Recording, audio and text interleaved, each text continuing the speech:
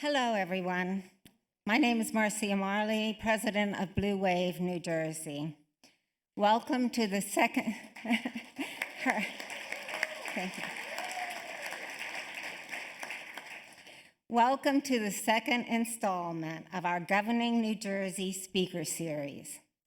I want to give a special thanks to our partners and co-sponsors of our series, including Montclair State University, 11 for Change, Senator Zwicker, Senator McCann, and the rest of the 27th Assembly. Our next Governing New Jersey event will be the Gubernatorial Candidate Roundtable on April 22nd, starting at 7 p.m. Mark your calendars and save the date. I am very excited about tonight's event and feel privileged to introduce two friends who I deeply admire. And while I could go on and on about each one of their and their accomplishments, we sent out their bios so that this would not happen and I wouldn't take up the entire hour. Our moderator, Paul Fishman, has a long history of public service. And Paul was the United States Attorney for the District of New Jersey from 2009 to 2017, and currently heads Arnold Porter's Crisis Management and Strategic Response team. Paul, thank you so much for agreeing to moderate at the last minute. So appreciated. I owe you. Before being appointed as Attorney General, Matt Platkin served as Chief Counsel for Governor Murphy and then returned to the private sector to work for Lorenstein Sandler. Matt, you are one of the most courageous and principled individuals I know.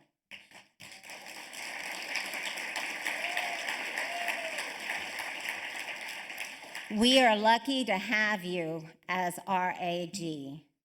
Thank you so much for agreeing to take the time out of your busy schedule, a schedule that has become a lot fuller since Trump took office. Thank you.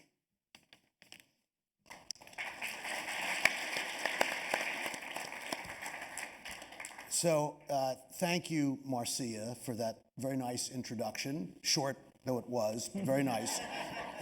And thanks, Matt, for agreeing to do this.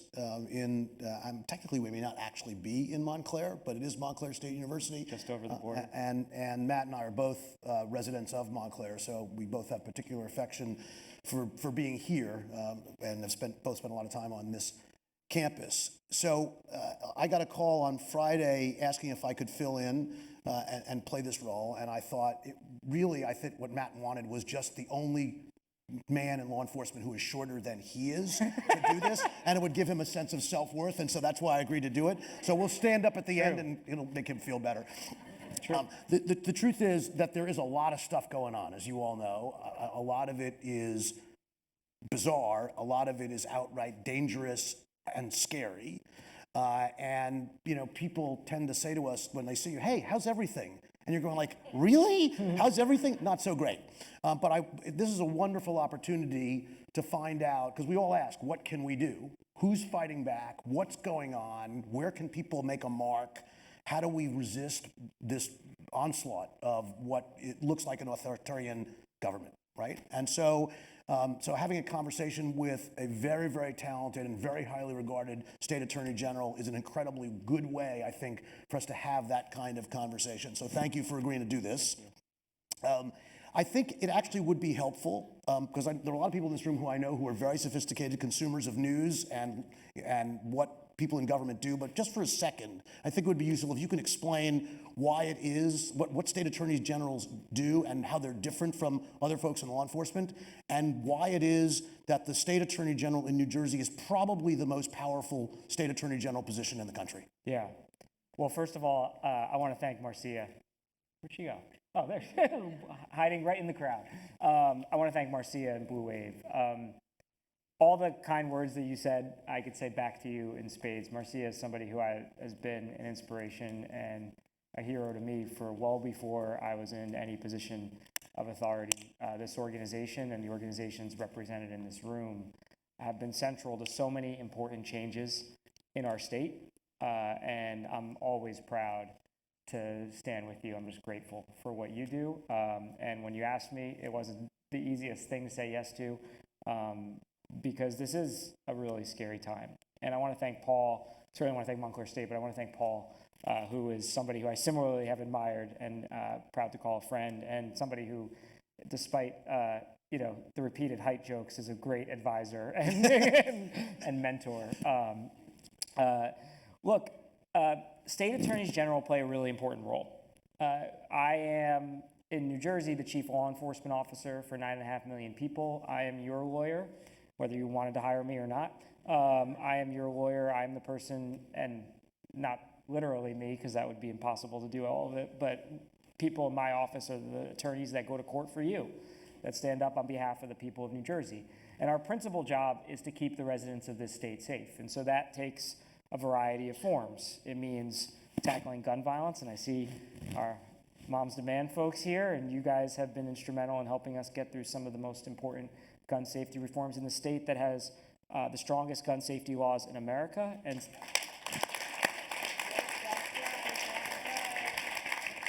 And since Bruin, we have been undefeated in federal court defending those laws.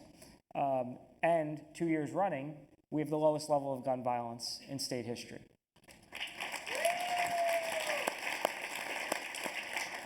So we tackle violent crime. Just today, in fact, we announced the first ever civil settlement against a firearms retailer for selling thousands of rounds of ammunition, AR-15, the kind of ammunition that is so commonly used in mass shootings, without even so much as checking an ID. So it was the first settlement ever under a new law that, again, our advocates helped us pass a little over 2 years ago. So we keep folks safe from violent crime. We protect consumers. We protect consumers from all kinds of harm, whether it be going to a store and getting ripped off, or opioid manufacturers that sold drugs that devastated our communities, or social media companies that have targeted our kids unlawfully. We do all kinds of consumer protection work, and that's true in states across the country as well. In New Jersey, somewhat unique to us is when I say I'm the chief law enforcement officer, I really am. We have the authority over all 42,000 police officers to set the rules of that they have to follow. We have the ability and have in fact we've superseded police departments, as we did in the Patterson Police Department. We have very significant law enforcement authority. The history of this office, which is a long-winded way of answering this question, the history of this office is relevant because the reason why the authority is so broad in New Jersey is a product of New Jersey's unfortunate legacy of corruption.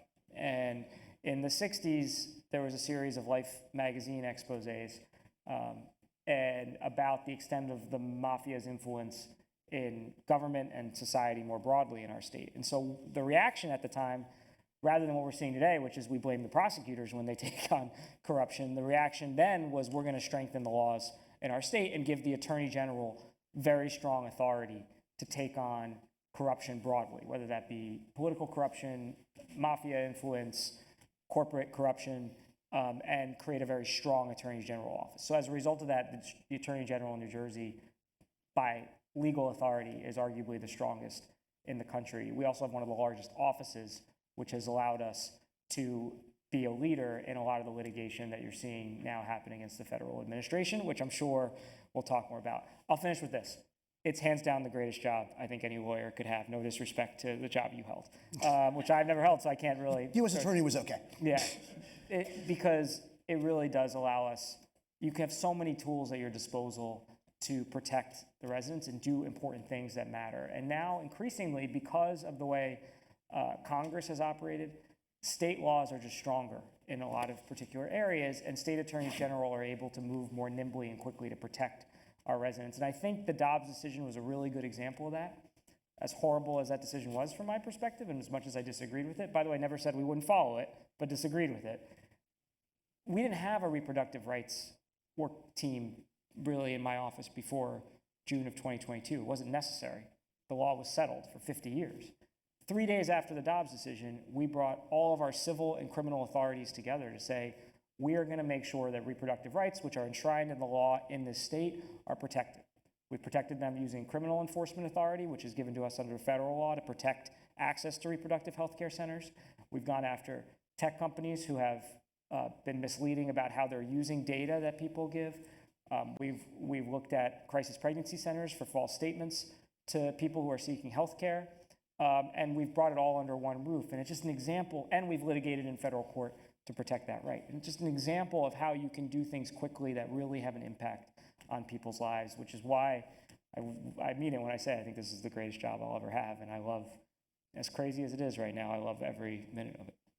Well, and you seem to be doing pretty good. There's one other thing I think that does distinguish the state attorney general in New Jersey from almost every other state in the country. He's appointed by the governor with the consent of the state senate. I think there's only one other state, maybe two, where the attorney general is not elected. It's like 2/3 are elected. There's some, it's like Tennessee is appointed by the Supreme Court, which is strange. That's weird. Maine is appointed by the legislature. But I am the only Democratic attorney general right now who's not elected. Right. And what that means, obviously, is that if you're not elected and you're not trying to run and you're not trying to campaign, it gives you the more freedom to do exactly what you think is the right thing to do to enforce the law. And the same is true, of course, of the county prosecutors in New Jersey. None of them elected, unlike the district attorneys in almost every state in the country. And that's a huge difference in the way law enforcement is done in the state of New Jersey. All right, so let's talk about the Trump thing. And I want to sort of divide this up into different parts of your agenda and different parts of your responsibilities. So I want to start first with the thing that I think people are noticing the most, which are affirmative lawsuits by state attorneys general around the country, some of which you've done in unison with other Democratic attorney generals from various states, some of which you've not, but are picking different spots. But when and how do you decide to sue the Trump administration or one of its officials? And where have you done that in the things in the areas in which you think are the most important and the most significant in the last 55 days? I don't even, feels like decades, but yeah. It does feel like that. I've been very clear since November 5th and certainly since January 20th that neither me or any of the Democratic colleagues that make up the caucus that we work with have ever questioned the legitimacy of the election, which is a big difference than 4 years ago. He's duly elected. We respect that. And with that comes the ability to put forth an agenda that you see fit for the country. What it does not permit you to do is to disregard the laws and the Constitution of this nation and to hurt people. And so I said very clearly, my lens that I view every issue is not whether I agree with him. There's plenty of things that he's going to do, just like there are plenty of things that the Biden administration did that I didn't personally agree with, that if I was a member of Congress, I wouldn't have necessarily voted for. That's not the test as the state attorney general. The test is he violating the law and violating the Constitution, and is he hurting New Jerseyans? Now, we've been active because, unfortunately, this administration, as they did the first go-round, has violated the law and violated the Constitution and hurt New Jerseyans at an unprecedented rate. That's why we've been undefeated in federal court so far in all of our lawsuits that we've either led or joined. And this really started a little over a year ago, early 2024. A number of us sort of, if you got to hand it to one thing, they were remarkably transparent, right? Project 2025 was 920 pages. If you want to stay up late at night, never sleep again, read it. Although you don't even have to now, it's just happening. You can skip the first 74 pages. So, we read it and we took it seriously. And because if you look at the first Trump term, I think one lesson of it was that, generally speaking, what he and his administration said is what they did. They essentially did what they said they were going to do. And so we took what was said in the campaign, we took Project 2025 very seriously, and we prepared. And we prepared to make sure that we were able to step up and protect our residents should that be necessary. And to me, that's going back to what I said before. My job is to protect the people here. And I'll do that against whoever and whatever. It's not a partisan thing. I've certainly, have some folks in my own party that are not thrilled with some of the things I've done. But it's about doing what we think is necessary for the residents here. And I'm proud that we were ready to go. He signed the executive order on birthright citizenship at 8 o'clock on Monday, January 20th. At 11 a.m. the next morning, we were in federal court, and we got an injunction in place. For the first time in 157 years, a president threatening to rewrite the 14th Amendment of the Constitution to say that babies born on U.S. soil are not U.S. citizens, something we settled with a civil war. And they're actually before the Supreme Court right now, and the Supreme Court has appropriately, I think, given them the back of the hand on this, saying, no. Not only is we're going to get to whether they're right on this, but actually it's different based on which state you're in. So if you're born in Alabama, according to the administration, you should be treated as a citizen differently than if you're born in New Jersey, based on which states joined that lawsuit. Obviously, that's wrong, and we predict we'll win. Similarly, when a week later, OMB issues a directive freezing $3 trillion in congressionally appropriated spending. Now, in the campaign, there was a lot of talk about rule of law and separation of powers. And even for me, and I'm sure for you, Paul, as somebody who likes the law and likes, academic debates to a degree, it felt pretty abstract. Well, it wasn't abstract when we got calls on that morning from people who had Medicaid asking if their Medicaid cards were going to be accepted when 50 states in America had their Medicaid programs frozen. That's a fact. It wasn't abstract when I got a notice from the Drug Trafficking Task Force that we are a significant contributor to that said the program was shut down by the administration that I think cares a little bit about drug cartels. It wasn't abstract for parents of kids with special needs who on Valentine's Day had their funding threatened for something as little if you have a Black History Month event or a Lunar New Year event or a Martin Luther King Day event, just like the events, by the way, they had in the West Wing under this administration. So we very quickly went to court and said, you cannot disregard an appropriation, which is a law. That's what the rule of law means. When Congress passes a law and the president signs it, there's only limited circumstances that he cannot spend that money, particularly when it's not discretionary and millions of families are relying upon it. And so to me, I think those types of cases, and we could talk about any number of them, really it comes down to whether the law matters and you can punish people based on political feelings that they can't even really articulate and haven't even attempted to articulate what it is they're upset about, other than some vague definition of DEI, woke, whatever it is they are fighting us on a particular day. So we've been undefeated in court, and we look in every case, and the reason why is because every case they have blatantly violated the law and very clearly harmed the residents of our state.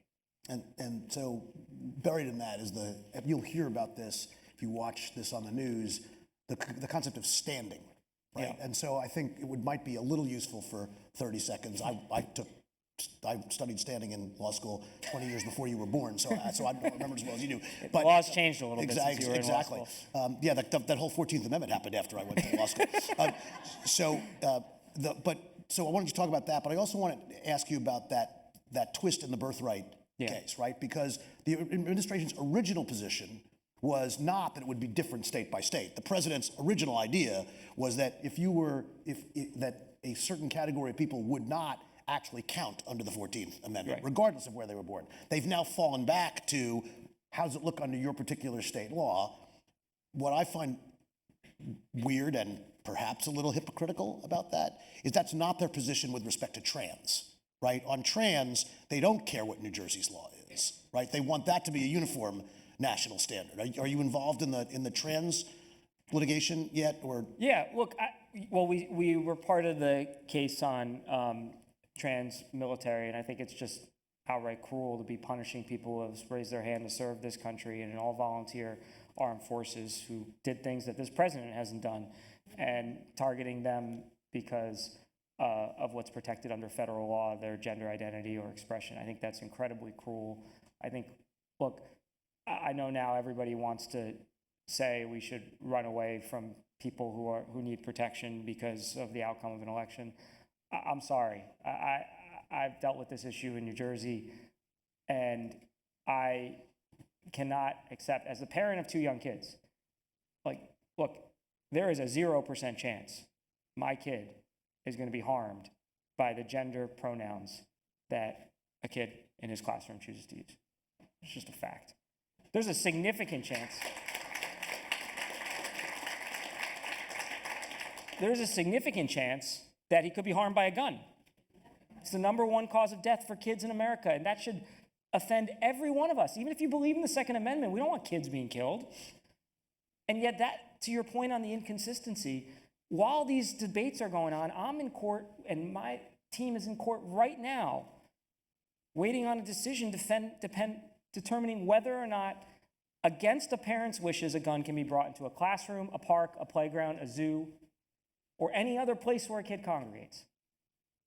So the inconsistencies have been clear. Dobbs, we talked about Dobbs earlier. Dobbs and Bruin. Bruin was the case that said you couldn't restrict concealed carry based on what law enforcement, remember these were law enforcement police officers in New Jersey, were determining was someone's legitimate need to have a concealed carry permit. They treated Montana and New Jersey the same.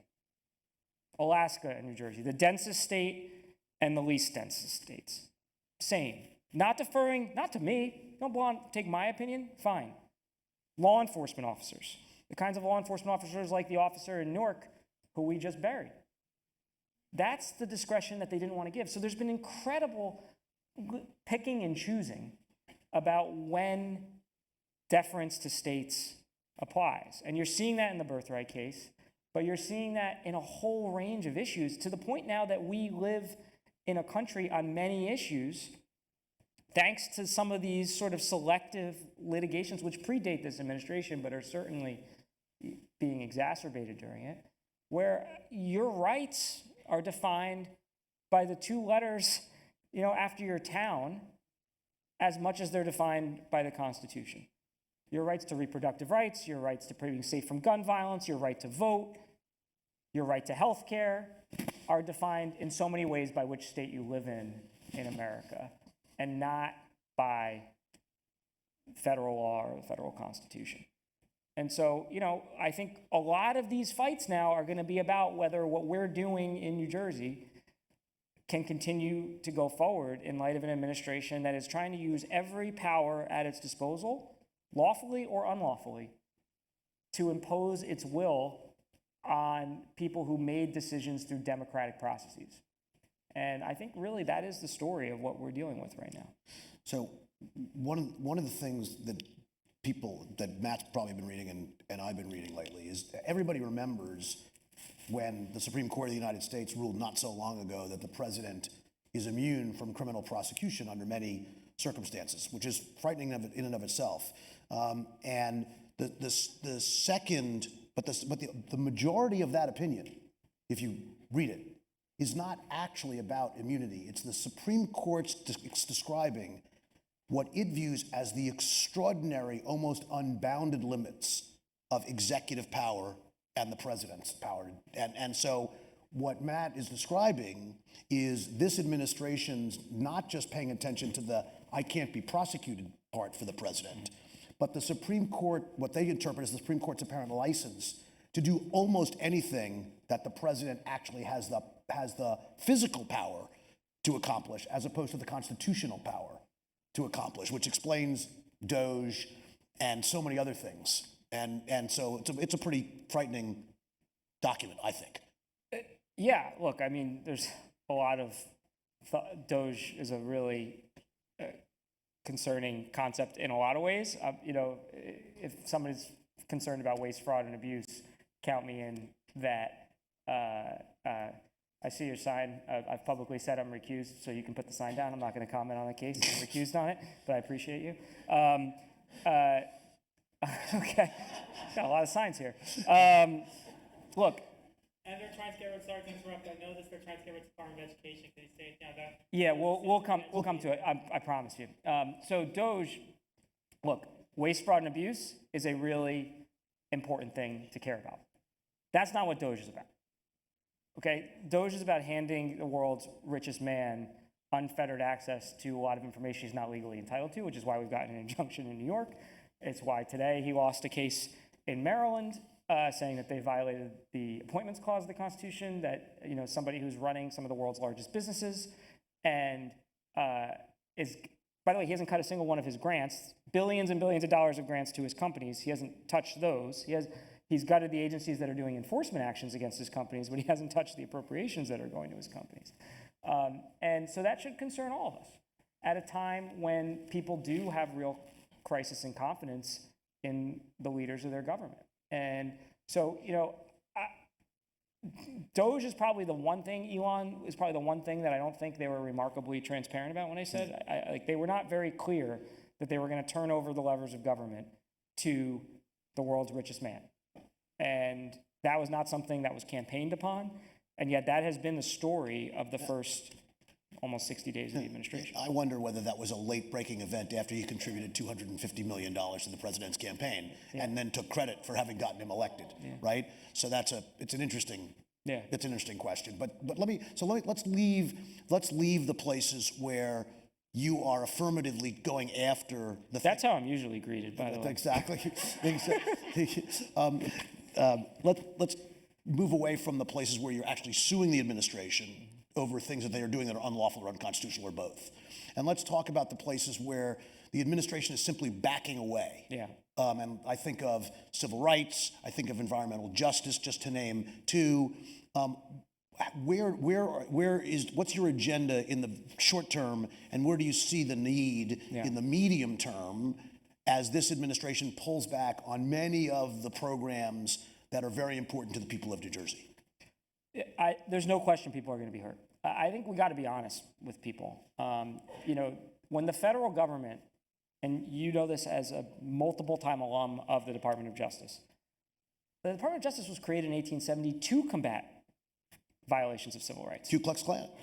And now, for the first time in its history, 155-year history, they came out and said, we no longer care about civil rights.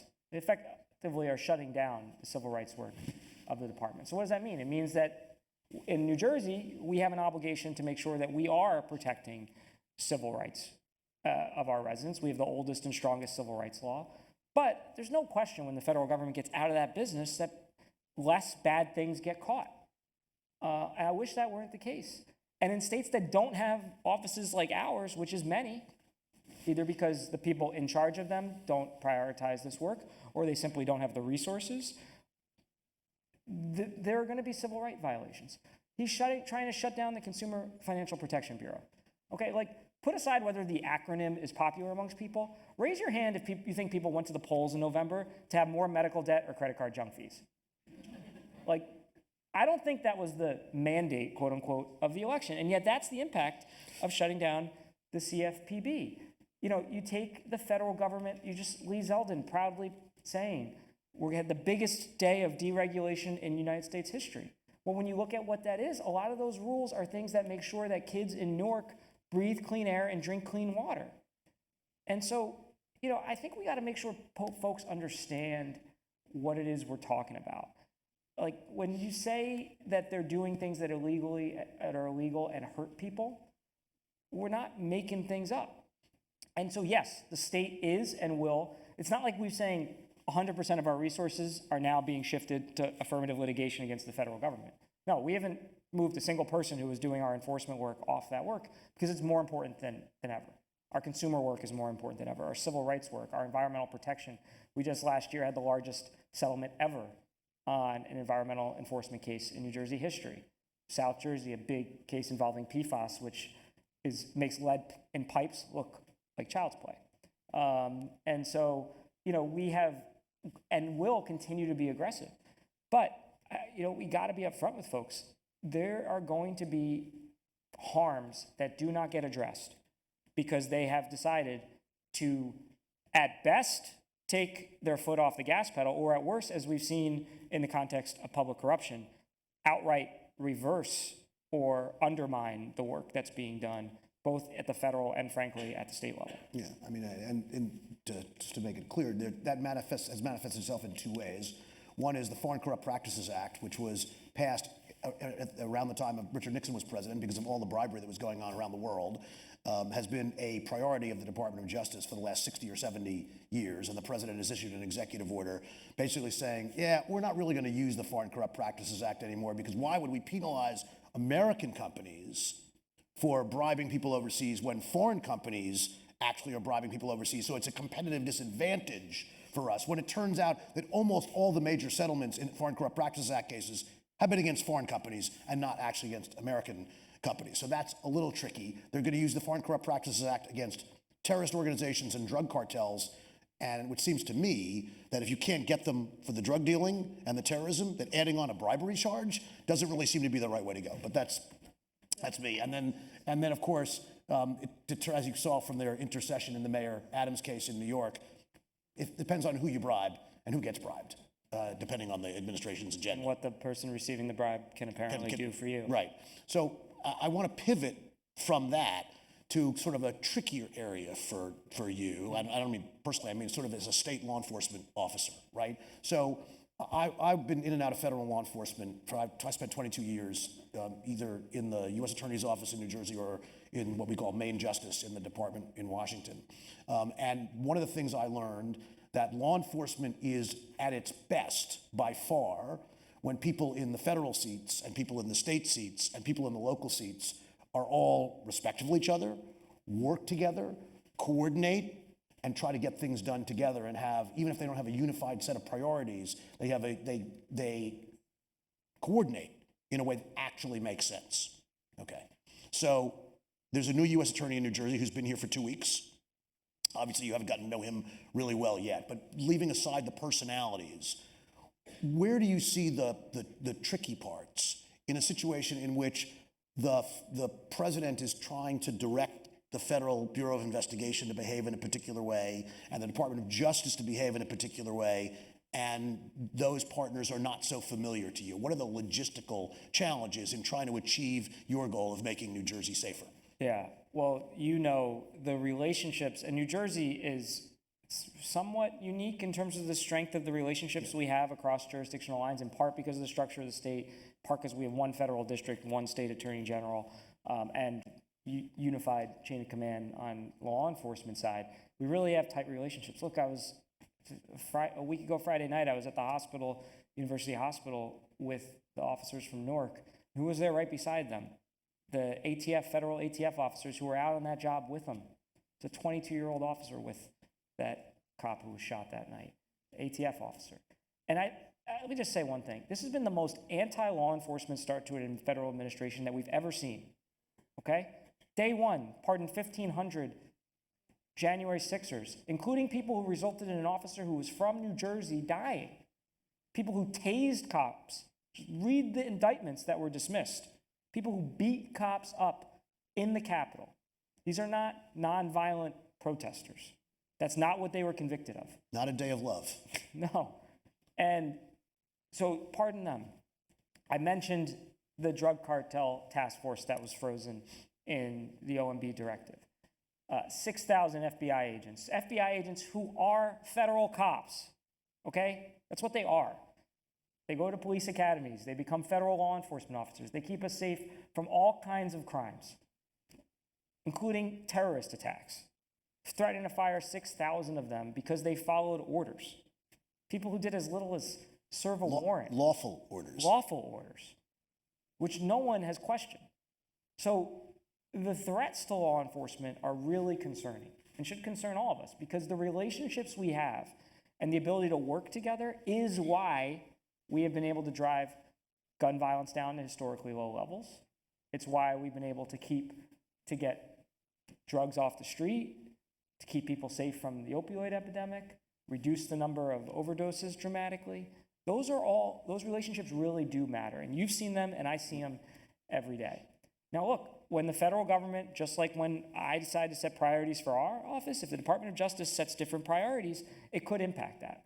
And if one of the priorities of the federal government, for instance, we talked with public corruption, is no longer a priority, which is very clearly not, at least not the way I think most people would view what the federal government has done, the combination of the Department of Justice effectively getting out of that business and the Supreme Court through a series of cases really undermining the federal government's ability, even when they want to be in that business, to do that work. It puts more pressure on states to do it.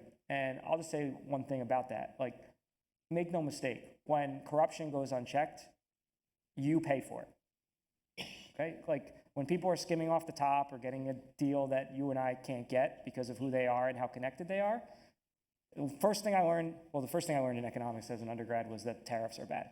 But the second thing That was an advanced economics class. no joke. John Taylor, who taught economics to me at Stanford, who was the runner-up to Ben Bernanke to be the Fed chair by a Republican president. So not, Paul Krugman.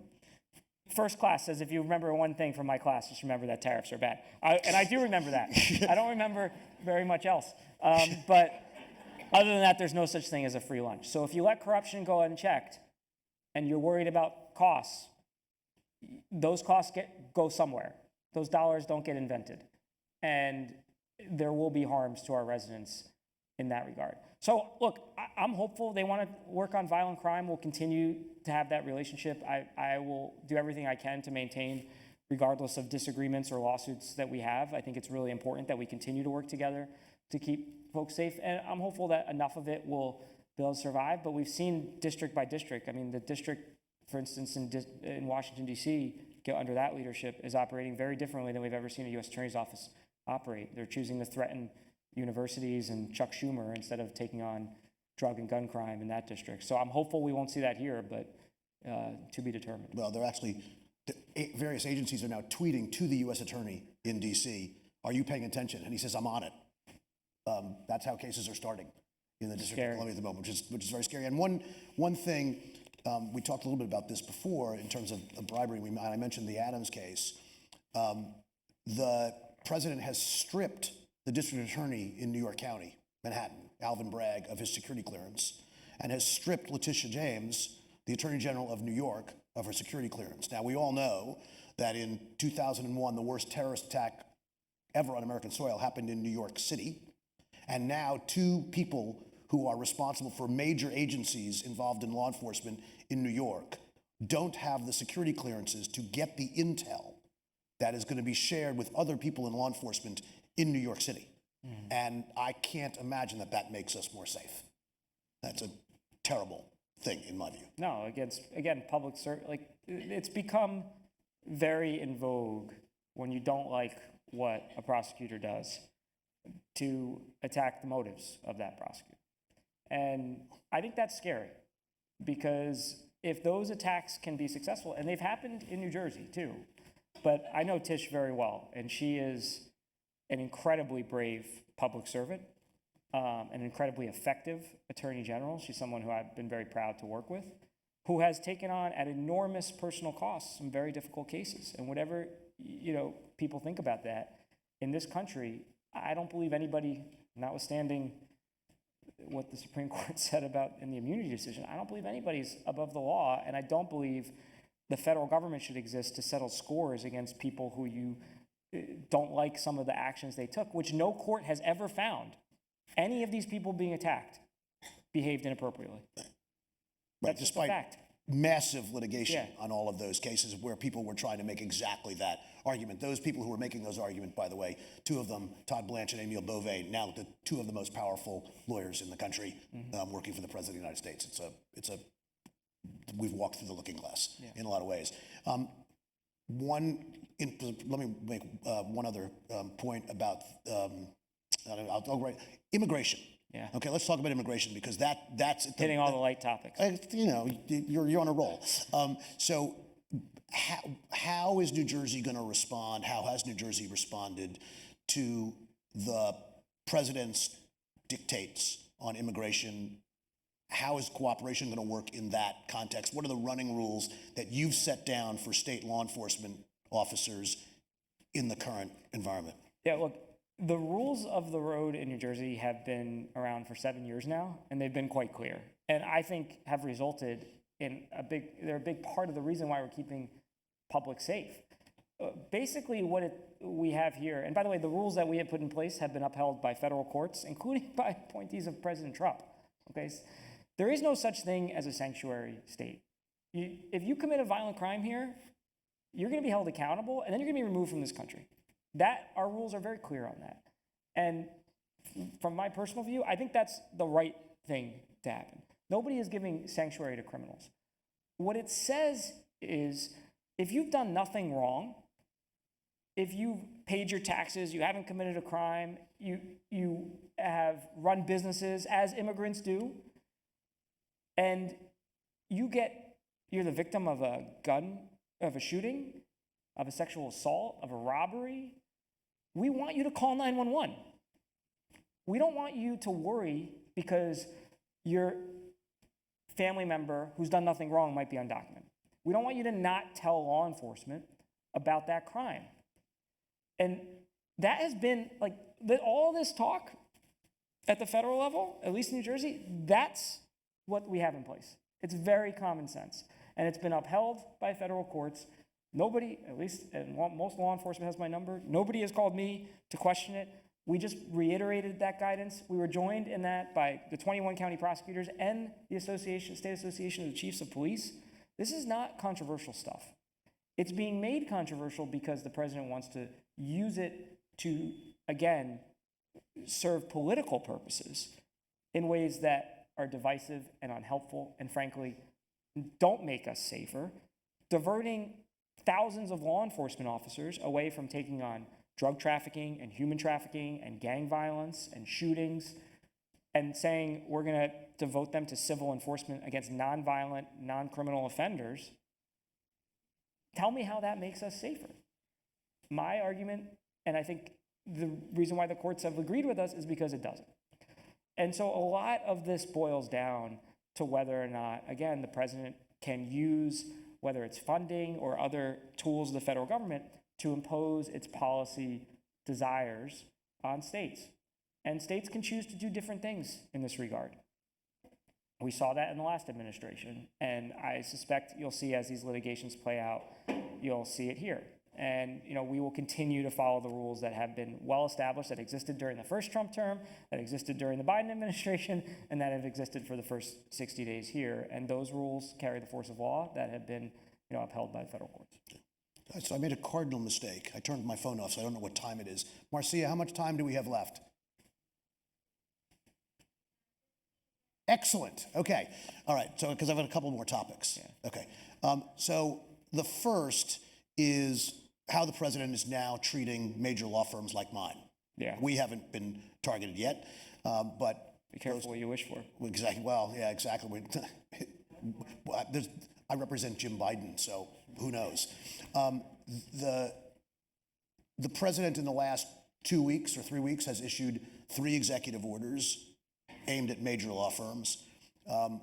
One was aimed at 2 lawyers at Covington and Burling who represent Jack Smith pro bono, because the president has announced that he wants Jack Smith investigated and prosecuted. And so the president issued an executive order against that law firm, stripping those 2 lawyers who are representing Jack of their security clearances, stripping Covington and Burling of any government contracts it has, and some ancillary things that came from that.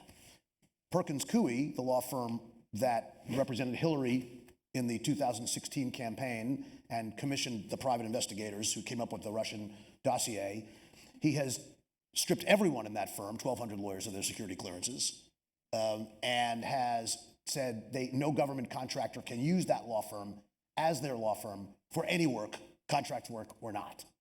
And then on Friday evening, he issued a similar order against the law firm of Paul Weiss, one of the most prestigious firms in the country, to be sure. Are you guys monitoring that? Does it affect the way you guys are going to have to deal with those law firms if those law firms can't be in particular spaces? Have you thought about joining those lawsuits? Where are you? And as a former associate at Debevoise yourself, my wife thinks I'm allergic to making money. So, that's right. The market's down anyway. Yeah, as you pointed out to me, it doesn't affect me as much. Exactly. Tried to make him see the bright side. Look, I'm going to broaden that a little bit because that issue is very concerning to me, but it's part of a broader problem. We joined as an amicus in support of Perkins Coie. in the order that the president issued a couple weeks ago, which was extraordinary and punished. Clearly unconstitutional. Clearly unconstitutional, but it almost might not matter. Right. Right? Because we're going to win in court, no question about that. But the clients will flee first. And that's the goal, is to scare people away. And it's part of an effort to scare people out of doing what they're entitled to do. We're sitting at a university. Universities have faced unprecedented assault. You know, again, raise your hand if you went to the polls in November and voted based on the administrative fee cap in NIH grants. Like, I admit, I didn't know what the administrative fee cap in NIH grants was until January either, but suddenly it became a crippling issue for every university in America. Every single one. And why are they doing that? It's not because people care about administrative fees performed or given to universities. It's because it's a way of exercising control over what is fundamental in this country, which is the freedom of speech and the freedom of academics to do their job. You look at education, threats to K through 12 education. Again, unprecedented and extraordinary and cruel. $500 million comes to New Jersey for kids with special needs. And if you don't, my guess is if you don't personally have a child in your family with special needs, you know somebody who does, and you know that the families of those kids think about one thing when they get up in the morning until when they go to sleep at night, and that's whether their kid is getting the best possible care that they can get. This administration threatened that, to settle scores.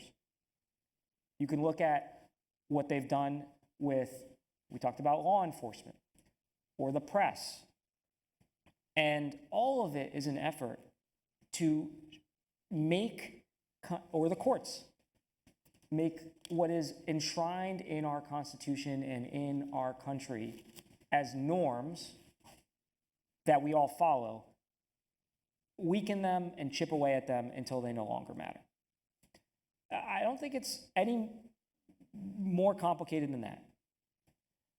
Because nothing we've seen from this administration, right up until this week, where they've threatened to remove or move to impeach a federal judge because they didn't agree with them. And so silencing law firms, which by the way has worked, you and I both know, and I'm not going to name names, there are a lot of law firms that now will not touch things that they deem risky. There are a lot of businesses that are still doing what the president would call DEI. Remember, DEI stands for diversity, equity, and inclusion. Diversity, equity, and inclusion. All right? This is not radical stuff. This is not indoctrinating everyone. It's saying everyone gets treated fairly.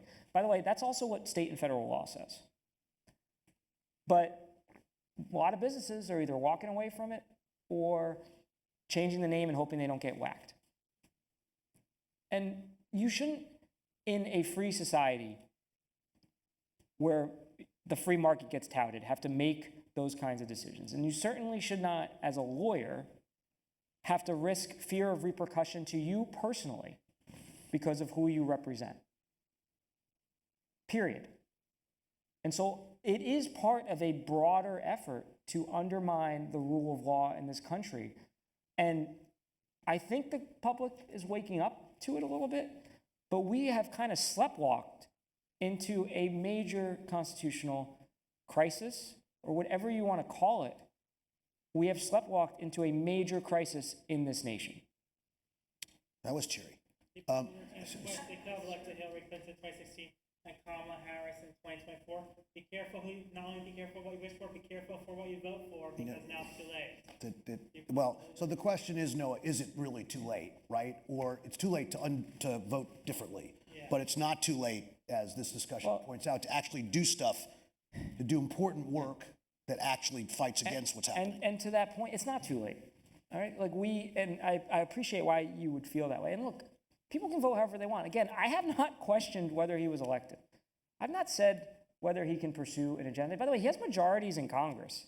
He wants to eliminate the Department of Education. Go vote for it. Try what Ronald Reagan did. He went to Congress. Turns out it's harder to do because people realize when you eliminate the Department of Education, you're punishing kids with special needs and families in rural and urban communities across our country. Turns out that's not so popular. So when they can't do what's unpopular, they're trying to do it by executive fiat, which is where they've run into problems with the courts. But the Constitution enshrines rights for a reason, right? We put rights in the Constitution because we think they're so important that we don't want to leave them up to the whims of an election. We fought a civil war for the 13th, 14th, and 15th Amendments. I go back to the birthright citizenship. There was one 10-year period in American history when birthright citizenship was not recognized as the law of the land. It was the period between Dred Scott in 1857, one of the worst decisions ever decided by the Supreme Court, and the period of the Civil War. That's it. And so we put these rights in the Constitution so that people know that they are protected regardless of who's in power. That's the history of this nation. The First Amendment is the First Amendment for a reason. And so we have to make sure that those rights mean something, that people understand what they mean. And that's hard right now. Look, again, 55% of Americans who voted in the last election got their news exclusively from social media, which is now increasingly controlled by people like Elon Musk. So, this is a real crisis. And it scares me. It scares me as the chief law enforcement officer, and I'm angry about it as the chief law enforcement officer, that we are having to stand up for kids with special needs and families on Medicaid who have done nothing wrong, but are pawns in a bigger political fight. But it also scares me as somebody who loves his country, as a parent of 2 young kids, and it should be alarming to everybody. And I'm not a tinfoil hat person. I'm not an alarmist person by nature. But what we're seeing at this administration is not normal stuff. States do not usually have to sue over the types of things that we're suing over. And we certainly, historically, are not as successful as we have been. In fact, typically you're successful, if you look at the history, states are successful about 20% of the time they sue the federal government. We've been successful every time we sued this administration, and we were successful 80% of the time in the first term, because they continuously violate the law and disregard it. And the difference with this term is that you have the very most powerful people in the nation, including J.D. Vance, second highest ranking person in the country, who he and I are about the same age. We went to similar schools. I think one of us paid attention, who has publicly questioned whether courts have the right to decide the constraints on a president, whether the administration has to follow the law. Stephen Miller was on CNN saying the same thing. This is fundamental stuff. You let that toothpaste out of the tube, it's very hard to put it back in. And I would question every business that's staying silent right now. You like your intellectual property rights? If you're a tech company, go check out China and Russia, where they don't have respect for court decisions, or they just don't even have the process for protecting that, how strong those rights are. You start whittling away at these norms, and really bad things can follow. So there are 2 things that have happened in the last 48 hours, I think, that we should just talk about for a second. One is that in a case in front of the Chief Judge of the United States District Court in the District of Columbia involving those flights to El Salvador over the weekend, right? The judge ordered those, said if they haven't taken off yet, they shouldn't, and if they've already taken off and they haven't landed, I want them to turn around. And then the Washington Post quickly put together a chronology that showed that the planes had clearly landed after that order, and at least one may have taken off after that order. And the judge ordered the Department of Justice lawyers who were in front of him on yesterday, to report to him on what had happened, and they basically said, we're not going to do that because it's a national security issue. And after the top of his head redescended from the stratosphere back onto his, and he's a tall guy, Jeb Boasberg, he's like 6'10". We could use some of that. Yeah, exactly. It's unfairly, he doesn't get enough oxygen. That's really people that height. So Try flying an economy at 6'10", though. Yeah, exactly. That's one thing that happened. And then there's some question about whether the administration is going to listen to that ruling. And no planes have taken off since, as far as we know, but that's their first. But the second is that they did call for his impeachment immediately. Yeah. And there's been an impeachment bill introduced in the House by a congressman from Texas, which will go nowhere, but it's been introduced. But Chief Justice Roberts actually came out with a public statement earlier today, to his credit, that said, this is not the way we deal with judges if we don't like their decisions. We don't impeach them, we appeal them. And you let the system work itself out. Yeah. And Chief Justice Roberts himself is an alum of one of the largest law firms in the country. I suspect, though I don't know, that he will not like the idea. He certainly won't like the idea that people aren't listening to judicial rulings. But he also will not like the idea that the administration is going to war against the large law firms who are representing people suing the United States of America, suing the President of the United States, and law firms that have had partners at those firms who've been engaging in perfectly lawful activity. That's not going to sit well with this court, I suspect. And so the question is, where are we, in your mind, down that slippery slope of saying, well, maybe we don't really have to listen to courts? How far do you think this administration would actually go, or do we even know? Well, I'll sort of repeat what I said earlier. I take what they say at face value.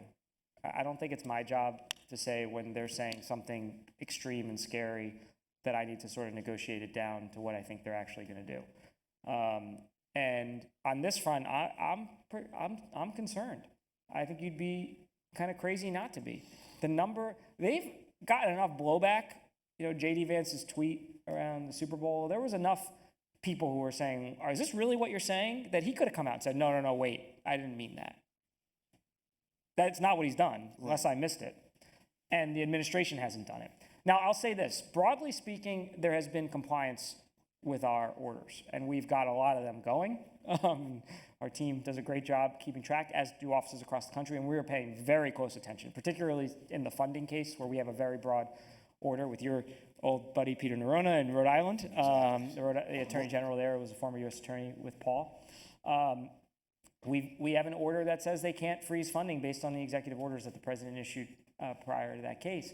And we've had to go to court a couple times to say, no, you are still freezing certain programs, and we've gotten them unfrozen. So, look, there's been broad compliance, and we're not in the Venezuela case, so I'll leave it to others to comment on that. But the nature of the fact that you would get an order from a court and just disregard it is anathema to every attorney.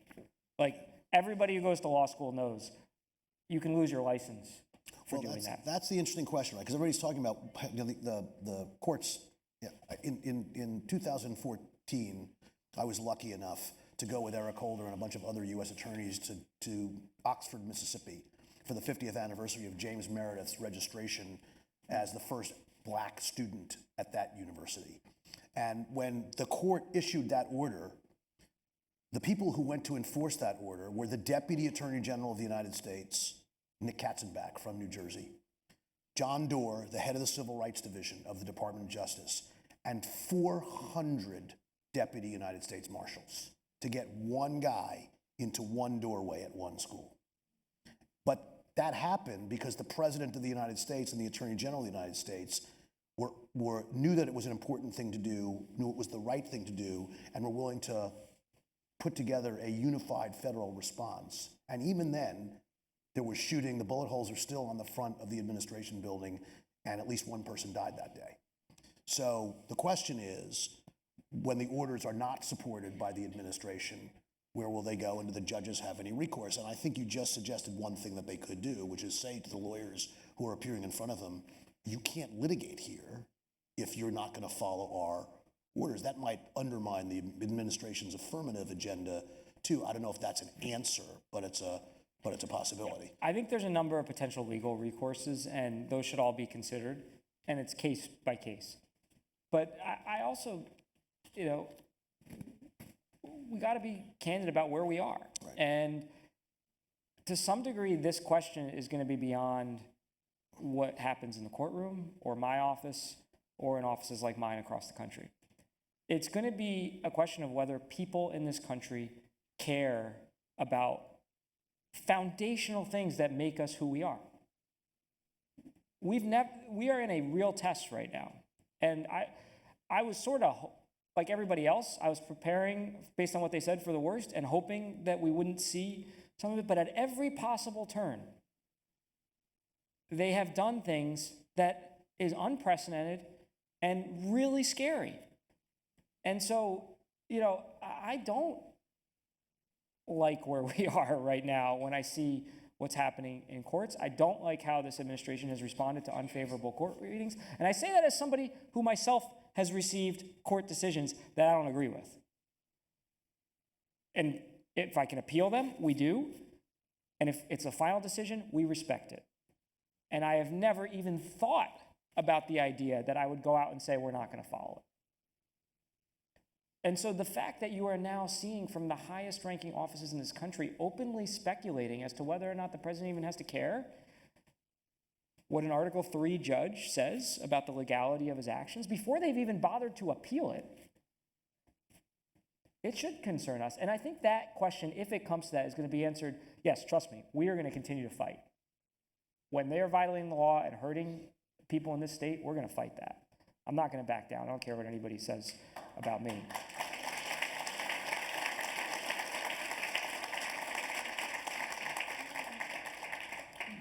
But everybody, and you all, the fact that you're here, you play this role, but this question is going to be decided by hundreds of millions of Americans. Do they care about the constitutional republic that we have? Do you care about the fact that a president can act like a king and doesn't care when people who are legally tasked with constraining those very powers are ignored? If we get to that point, I hope the answer by the people in this country is yes. And I hope the answer is yes from people who might not even agree with us on the lawsuits. And I've had this conversation with a number of my colleagues on the other side of the aisle, because this is bigger than a partisan fight. If we just keep going back and forth, it's going to change hands over the course of my lifetime several times. But if we don't have the bedrock principles where decisions by courts are respected, where laws are respected, where the Constitution is respected, then we don't have a republic. And that is a really scary place to be. And I think those are the stakes right now, candidly. And I think anybody who doesn't quite get that isn't really paying attention to what's happening and what we're doing. What these cases are about, yes, they're about really significant harms to people, but they're about whether the law is going to be followed or just thrown out and discarded. All right, listen, two things. One is, again, I want to thank Montclair State and our host, Marcia Marley.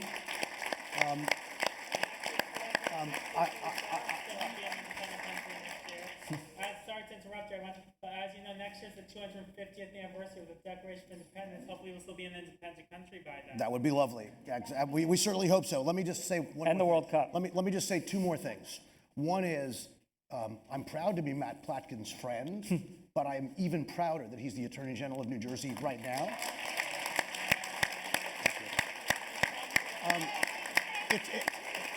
It's hard to imagine that we could have someone more thoughtful and more erudite and more resolute in that job, and that's what we need. And the second thing I want to do is I want to end where we started. Matt, stand up. Oh, we're going height? This is your future. Yeah. No.